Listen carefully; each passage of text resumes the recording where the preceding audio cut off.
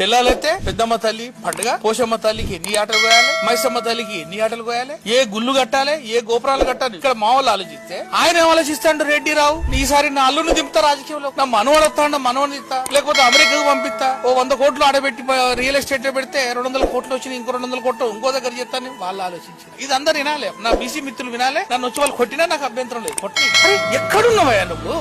రాజకీయంలో ఉన్నట్టు పవర్ వస్తే పవర్ కొరకే కదా, పవర్ తోటే కదా ఇదంతా తిరిగేది. సూర్యుని చుట్టూ నవగ్రహాలు నేను తిరుగుతున్నాయి, అయస్కాంత శక్తి అదే పవర్ తోటే నీకు అన్ని వస్తున్నాయని సంగతి మా బీసీ మిత్రులకు తెలియదు. నిన్న నాకు మీటింగ్ లో అంటాడు, వచ్చేసారట నువ్వు పాల్గొంటావట కదా ఈ అని అవుతాడు. మరి ఇప్పుడు నువ్వు తిరిగేది నువ్వు రావుతోటి నన్ను రానిస్తావంటే వాడు కాముంటాడు. తెల్లలైతే రావు దగ్గర కూర్చుంటాడు, తువాలేసుకొని అయ్యా ఇట్లా కూర్చొని తువాలేసి. So my answer to your question is, BC మిత్రులందరికీ చెప్పాల్సింది ఏంటంటే పొలిటికల్ పవర్ మహనీయుడు అంబేద్కర్ గారు చెప్పింది, వారు చెప్పింది ఏంటంటే మీరు అడుక్కునే దిశలో ఉండొద్దు, నువ్వు ఇచ్చే దిశలో ఉండాలి.